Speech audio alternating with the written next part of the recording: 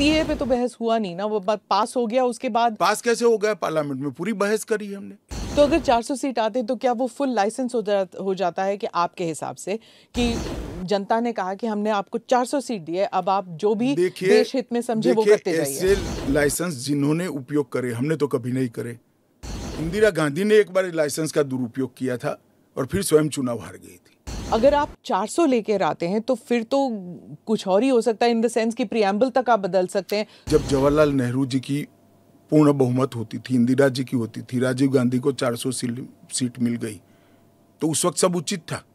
आप कहते हैं कि ये राजनीतिक नहीं है, लेकिन आपके जो राजनीतिक स्पीचेस हैं, तेलंगाना में आपने कहा, जब आप अपने वायदे गिनते हैं कि ये वायदे हमने पूरे किए, तो सीए भी उसमें है, तो इसमें राजनीतिक कहां से हो गया? तो फिर आपके तो हमारा एक वादा था कि देश के अर्थतंत्र को सुधारेंगे, तो क्या अर्थतंत्र मत सुधारो, पॉलिटिक्स कर रहे हो।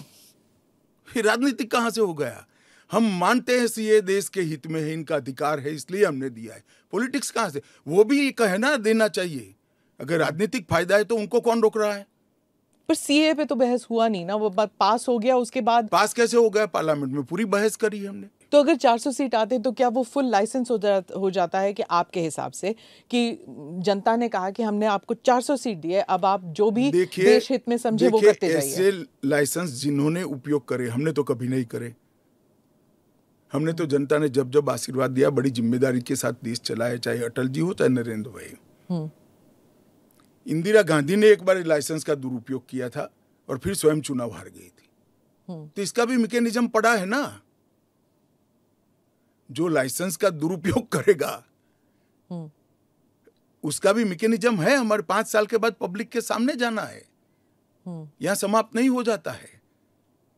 ये आप कह रहे हैं, लेकिन जैसे फॉरेन मीडिया को अगर आप देखें, वो कह रहे हैं कि एक के बाद एक जो आपने किया है, चाहे ट्रिपल तलाक हो, 370 हो, सीएए हो। एक सेकंड, फॉरेन मीडिया को पूछे उनके देश में ट्रिपल तलाक है क्या? नहीं है। उनके देश में मुस्लिम पर्सनल लॉ है क्या? उनके देश में एक भी स्टेट में 370 जैसा प्रोविजन है क्या? पर हमारे में हिंदू लॉ भी तो है, सक्सेशन लॉ है। इसका नाम हिंदू लॉ है, वो देश का नागरिक कानून ही है। फिर मैं उसी सवाल पे आती हूँ, चाहे सीए हो, यूसीसी हो, या यूसीसी नहीं, सीए हो, या फिर 370 हो, ट्रिपल तलाक हो, ये सब आपकी मेजॉरिटी की वजह से ये सब स्मूथली हो गया। अगर आप 400 लेकर आते हैं तो फिर तो कुछ और ही हो सकता है, इन द सेंस कि प्रियम्बल तक आप बदल सकते हैं, सोशलिज्म हटा देंगे, सेक्युलरिज्म हटा देंगे। संविधान की रचना करते वक्त ये सारी चीजें बहुत सोच समझकर बनाई गई हैं। तो मुझे बताइए कि जब जवाहरलाल नेहरू जी की पूर्ण बहुमत होती थी, इंदिरा जी की होती थी, राजीव गांधी को 400 सीट मिल गई, तो उस वक्त सब उचित था? नहीं था ना, इसीलिए तो उन्हें हटा दिया गया। तो हम भी नहीं करेंगे, उचित नहीं करेंगे, हम संयम नहीं रखेंगे, सेल्फ डिसिप्लिन नहीं रखेंगे, तो हमें भी बदल देंगे। ये तो कोई तर्क नहीं हुआ। देखिए, नरेंद्र मोदी के पास, इस देश के प्रधानमंत्री के पास 10 साल का ए ग्रेड पास्ट रिकॉर्ड है और 25 साल का प्लानिंग है। 25 और साल 25 साल का प्लानिंग उन्होंने बनाया है कि 15 अगस्त 2047 को भारत पूर्ण विकसित भारत होगा। और उन्होंने पहली बार सरकार की मदद से नहीं, देश के 130 करोड़ लोगों को आह्वान लेकर संकल्प करा है कि सभी लोग जुटे, और ये 25 साल भारत को महान बनाने के 25 साल है। और मुझे बड़ा गर्व है कि मेरे नेता के आह्वान पर पूरा देश आज इस संकल्प से संकल्पित होकर अमृत काल के लिए तैयार होकर खड़ा है।